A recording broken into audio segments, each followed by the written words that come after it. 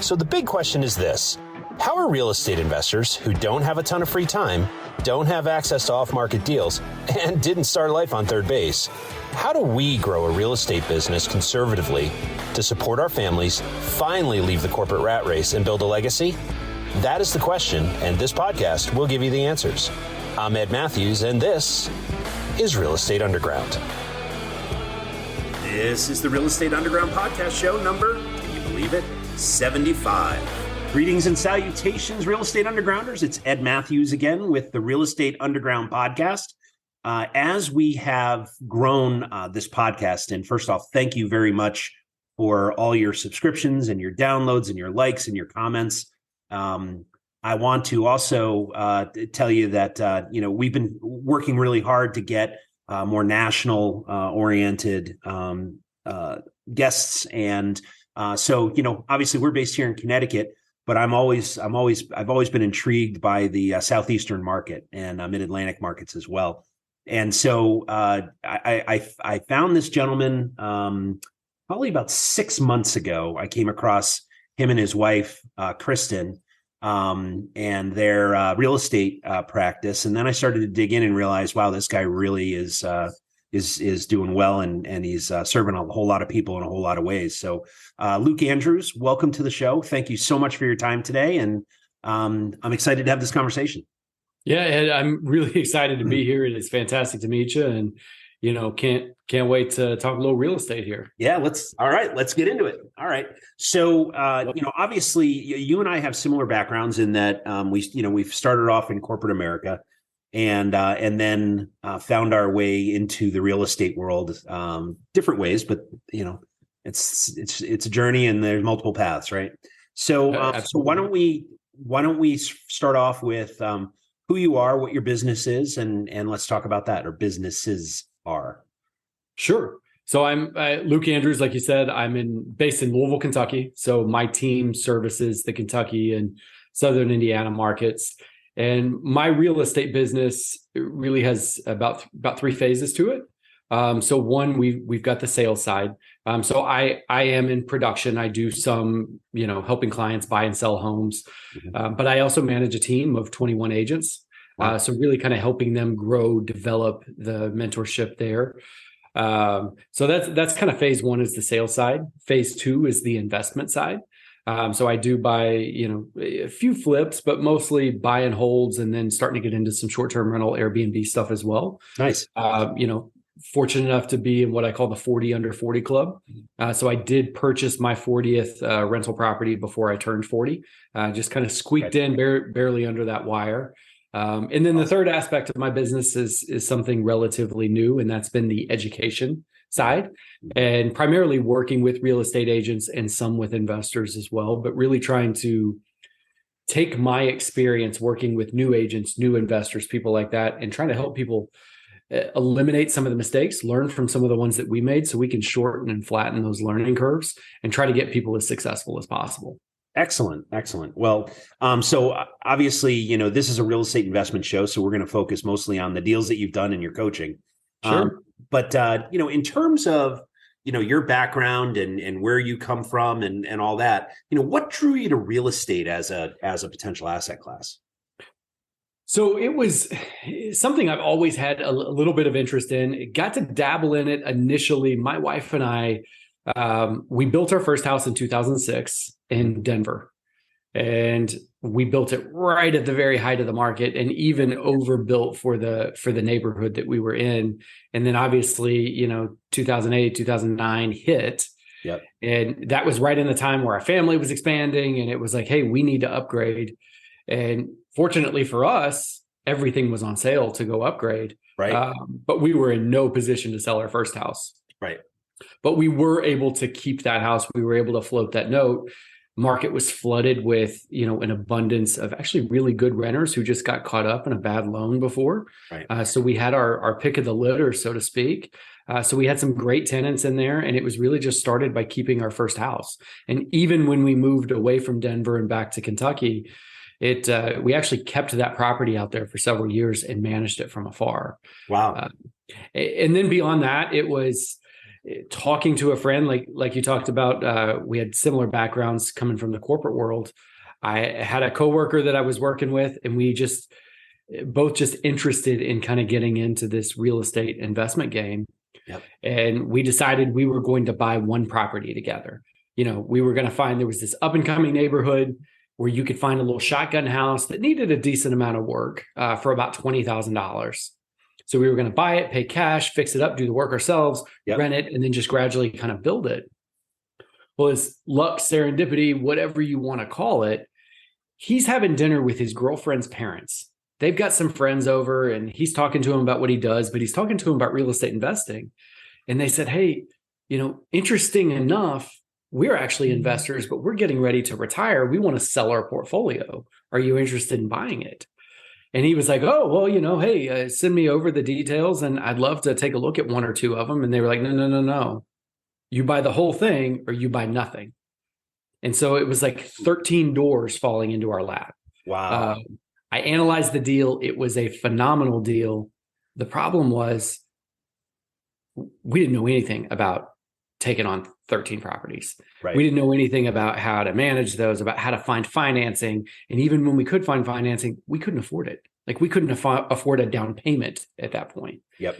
And so we went to people who had done it before us, who had been doing it successfully. Smart. And just started asking a lot of questions. Yep. And, we got to one that we knew fairly well. And we're like, hey, what would you do in this deal? And he said, well, he was like, if I were you, I'd bring on a partner like me to help split the costs and the work. Right. And so we decided that was a great opportunity. So he was going to be a 50% partner. We were 50% partners. Okay. The only issue that we ran into there, we still didn't have enough for 50% of the down payment. And so it was just like we kept hitting roadblock after roadblock after roadblock, but knew that this was a really solid deal. So some outside the box thinking, I said, okay, we're going to hire a property manager for this thing. I said, asking this other guy, why don't you put up our deficit for us? So we'll bring everything that we can. You make up the deficit. We'll remain 50-50 partners, and we'll manage these properties for free on a schedule until we get that deficit paid back. So what that did, it did a couple of things for us. One, it got us in the game, right? Right. But number two, we learned so much. I mean, it was trial by fire going out there. Sure. And I mean, just learning so much, taking on these 13 properties that had some deferred maintenance and had some things with it. And so that schedule was really designed to pay back in about 15 to 16 months. Yep. We were able to raise the rents enough that we got it done in about 7. Wow. Congrats. So we were even, and we had actually raised the rents enough to where the values had gone up enough that we turned around, we refied, we pulled the money out, and then turned around and found a package of 14 more to go out and buy.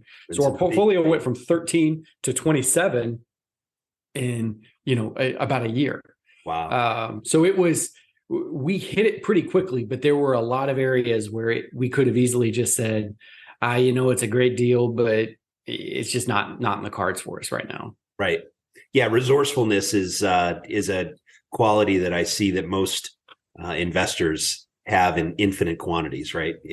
It's not, it's the old Kiyosaki thing. It's not, can I buy this? It's how can I buy this? Right. Yes. That is by far, people ask me all the time, like, what's your favorite quote from a book? And that's exactly it. And I use that for all kinds of areas of my life. It's not, I can't do this. It's how can I do this? Right. How can we make it work? And the fact is that, being that dog on a bone is what separates the wheat from the chaff, so to speak. Right. Well, it does. And I mean, but it really starts with being able to analyze a deal and knowing if it's a deal worth chasing. Right. So once you get to that point, yeah. Yeah. So when you're looking at a deal like that, what are you looking for? It really did. I mean, back then we didn't know a lot of what we were looking for. It was just like, I knew how to kind of run comps and I could say, okay, I think that this makes a lot of sense at this point. Now we're looking for cash flow. Mm-hmm. Like I'm not buying with the hopes of appreciation down the road. Right. That's one of the things that I try to teach new investors is, and I know with interest rates where they are and values and prices going where they're going, ROI is going down significantly. Yep. But it's still don't buy on appreciation has always been my advice. It's because if it still has to cash flow, because I can't guarantee what appreciation is going to do. Right. And at the end of the day, if it's not cash flowing and I don't have enough money to put in there, the appreciation down the road doesn't really matter if I can't afford to pay the bills today. Agreed. And that's I couldn't agree more. I mean, the fact is that the reason that real estate is considered recession resistant is because of cash flow, right? It has nothing to do with appreciation. Right. The fact is values fluctuate on a monthly, quarterly, annual basis. And there's not a whole heck of a lot you can do about that, especially in the residential world. Commercial, you can force appreciation. Sure. But there's only so much you can do there as well. But it's cash flow that gets you through the hard and lean times, right? That's right. And the appreciation, that's just my bonus. I mean, that's the right. icing on top that, really exactly. Yeah. Yeah. So, excuse me. So, obviously you're a coach and you help other people launch their careers. One of the phenomena that I had noticed is that, or that I've discovered over the years is, I used to run the local RIA here, Real Estate Investor Association, with a few partners. And one of the things that we recognized when we first took over was that a huge portion of the people go through the training, spend the time, spend the money, spend the effort, and then don't do anything, right? Yeah. And so you're nodding. So I think you probably have seen similar things. Why do you think that is? I think there's a couple of reasons. One, especially with the advent of social media. I mean, social media does some phenomenal things, and there are some very well-known podcasts that are out there that talk about real estate investing. Yeah. And they'll give you the truth, but they give you kind of half the truth. I mean, they're always painting it in a rosy way because they need sure. people to tune in. Right. And people on Instagram and TikTok, I mean, they're all just like, look at my highlight reel. Right. So it turns out it's not quite as easy as everybody thinks that it is. Nope. Even when you've got a property manager, it's not mailbox money like they tell you it is. There's still a good amount of work that goes along into it. But a lot of it, I think, is just time. So I looked at this, like when I made my transition out of the corporate world into full-time real estate, my wife and I set up a 24-month transition plan for getting out of the corporate world and the things that we had to do, milestones we had to hit before I could go full-time entrepreneur real estate. But then we had a second 24-month plan of kind of that first 24 months, kind of going, correct. Getting into it and being business owners. Yep. And like the initial 24-month plan, we hit our milestones quick. Like I actually finished that in about 10 months. So that was phenomenal. But that second 24-month plan of moving in, it took every bit of that 24 months. Now, the first 6 months, crazy easy. I mean, like because even you're just running off adrenaline. Right. And even when you're getting kicked in the teeth, it's like, man, I'm out here, I'm doing it. Things are great. Right. But months kind of 7 through 12, 7 through 13, they start getting a little bit tougher. Yeah. And months 13 through 23 and 13 through 24, man, they're just damn hard. Like it is really, really hard out there. So if you don't have that resilience to fight through, right, it makes it tough and you want to give up. So we always talk about the easy stuff and the fun stuff, right? So let's talk about the hard stuff. So in that 13 to 24 month time frame, what were some of the things you were challenged by? Well, and mine was a little bit different than what some of your audience is, because I was also coming in and starting a real estate agency, a practice of being an agent, being a team leader. Yeah. So that was all a piece of it. But also, I mean, with the properties that we had, that's around the time when leases start turning over. Mm-hmm. And when you're managing the properties yourself, plus you have a full-time job, right. Trying to show properties like that is just, I mean, that's a full-time job in itself. Absolutely. But that's also the time that new tenants come in and all of a sudden all the water heaters go out at the same time, right. Or, one goes out and then, all the other one tenant hears and they're like, oh, well, I want a new water heater. I want a new furnace. I want this, I want that. And so you kind of start stacking these, not problems, but just challenges, sure, that are all coming together. And then it starts to really feel like, okay, and now we've got a month or two of negative cash flow. Is right. This really, or are we going to be okay? Yeah. So you got to stay on top of it, but you have to stick with it, and you have to know what that plan looks like, be able to analyze that deal and know that if it really is a good deal, that you've got to stick with it and that it's going to turn itself around. One of the other things you said that really hit home with me is the numbers, cash flow, right? And whether you're positive or negative. And, so many people, I mean, I've been guilty of it at one point or another. The fact is that the chase, finding the deals, getting them done, getting them, in place, and, over the finish line and closed and stabilized. That's fun, right? It's hard work, but it's fun. Yeah.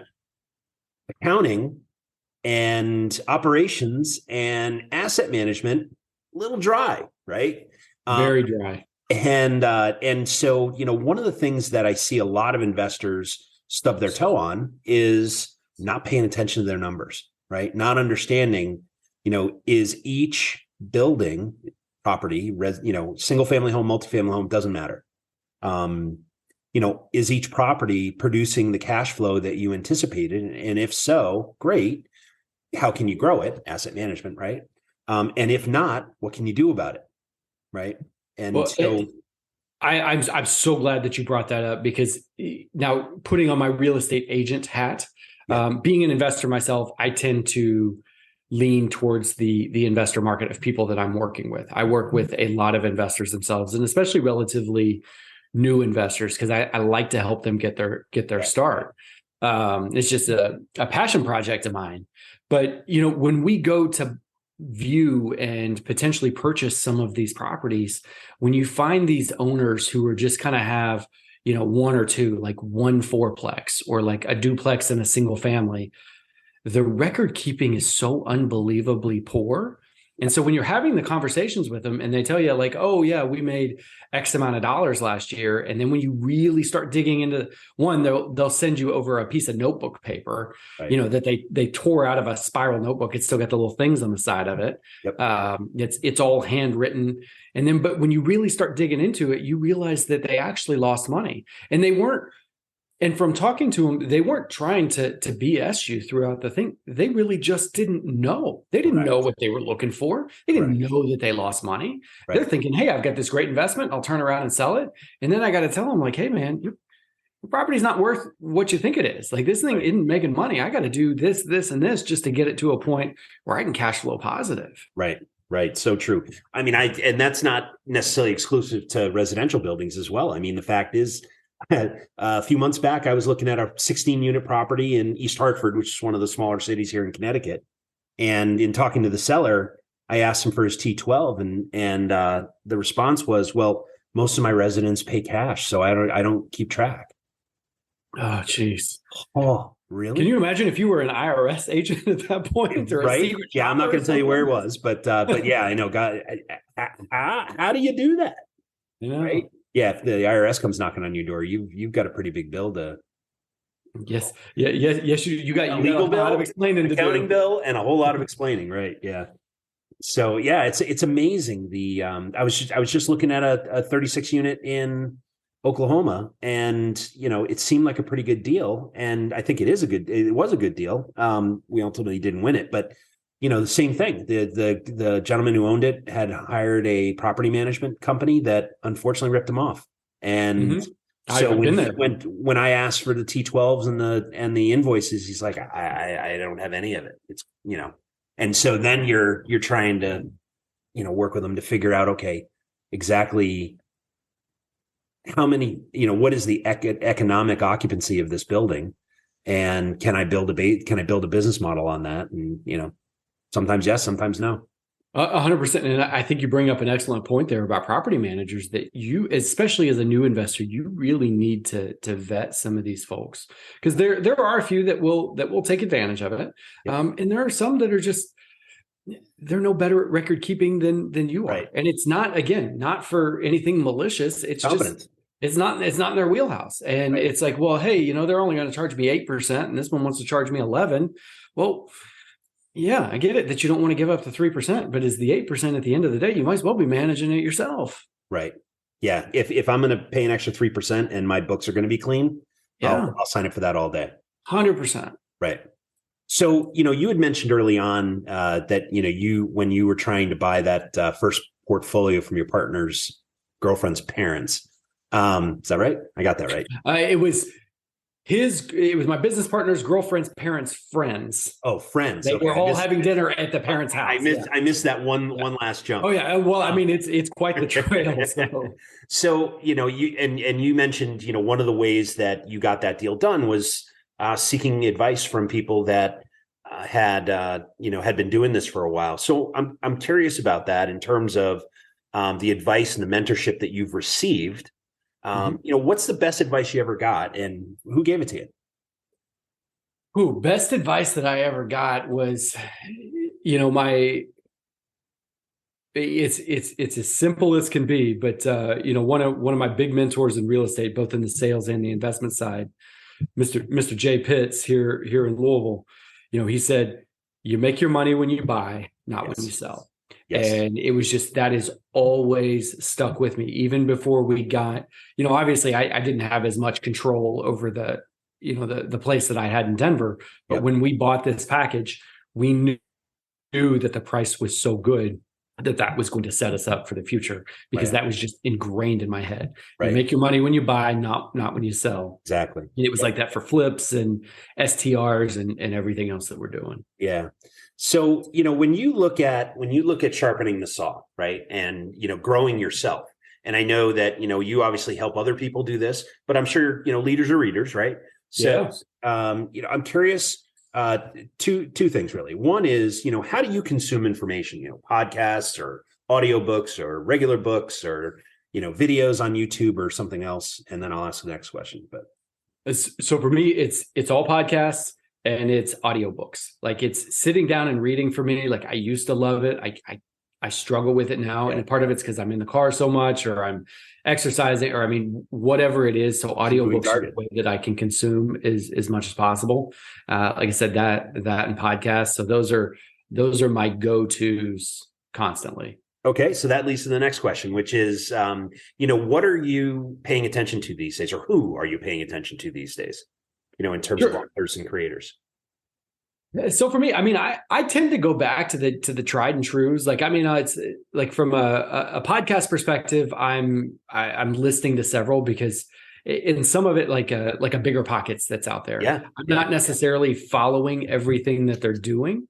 I'm actually listening to them as an agent and as an investor. Right. I want to know what these other investors are taking from it, especially these newer investors, because I know the majority of them are listening to that. And so it's like, I have people call me and try to pitch me all day long. Sure. And I'm like, yeah, I heard that episode as well, buddy. I know exactly what you got here. Yeah. Episode 506. Are you actually a cash buyer or? Right. So, but from a book perspective, I tend to read the same books over and over again. I read Rich Dad, Poor Dad once a year. I read Rich Dad, Poor Dad's Cash Flow Quadrant once a year. I read Think and Grow Rich at least once a year. I read Shoe Dog by Phil Knight at least once a year. Just the fascinating story that Nike should not be where it should have been bankrupt. Even after it was Nike, it should have been bankrupt numerous times. Just the resilience aspect of that is just a fascinating story. And that's inspiring. I use it as inspiration to just persevere and go on. So excellent. So it's interesting. You get like through podcasts. I always hear. I want to know, what other people are seeing. Right. I'm always wary of confirmation bias, and I'm pretty good at convincing myself of things. And so listening to podcasts, meeting guys like you and reading blogs and listening to audiobooks and all that. I really want to know what other people are seeing in the market, at the time that we're talking, right? Podcasts are great that way. Yeah. Videos are great that way. Blogs are even great that way. And so, but the other part of it is, and I think that, with books in particular, audio, I'm an audiobook guy too. You're basically boiling down 5-10 years of the author's experience into 250 pages, right? Right. And so, and I'm a firm believer in history repeats itself. right? So, we're looking down the barrel of potentially a pretty substantial recession, especially here in the Northeast. People are, half the world is saying this is 2008 all over again, which I don't believe. Or, that it's a what was the term I heard? A soft landing. And it's probably somewhere in between, but Sure. I'm always curious about what others are seeing out there. So I'll ask you. I mean, you're in Kentucky, I'm in Connecticut. What's your market like these days?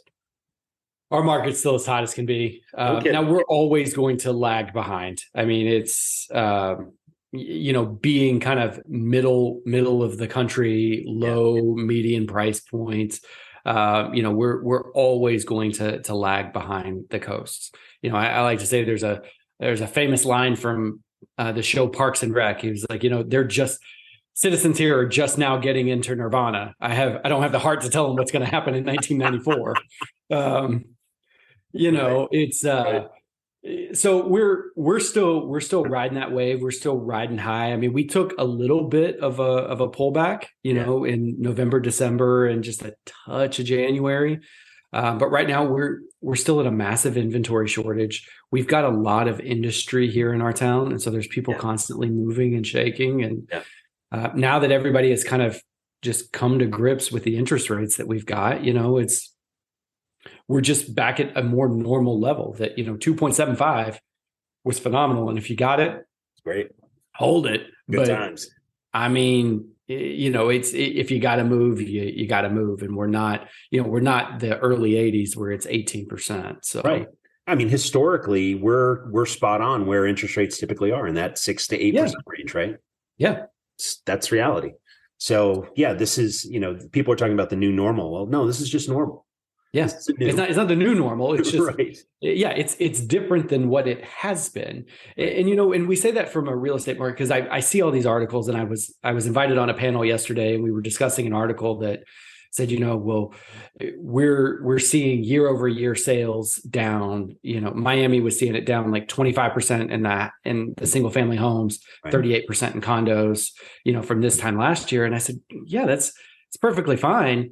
And we probably needed a little bit of a slowdown. And we're actually back to like 2019 kind of sales numbers. And in that case, if you go back to any agent that was in the business in 2019, that was the best year that they'd ever had. Yeah. Leading up to that, 2019 wasn't a bad year by anybody's standards. Now, was it 2021 and early 22? No, it wasn't that high. But I mean, it's not like we've pulled back to next to nothing and agents can't eat. Right.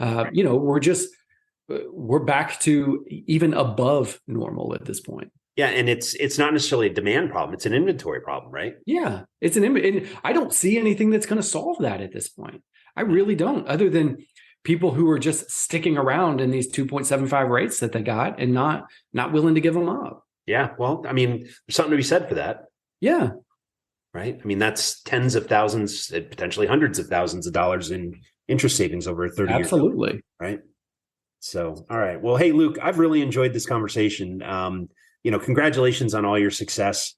I'm curious when you are not saving the world from real estate, what do you like to do with your family?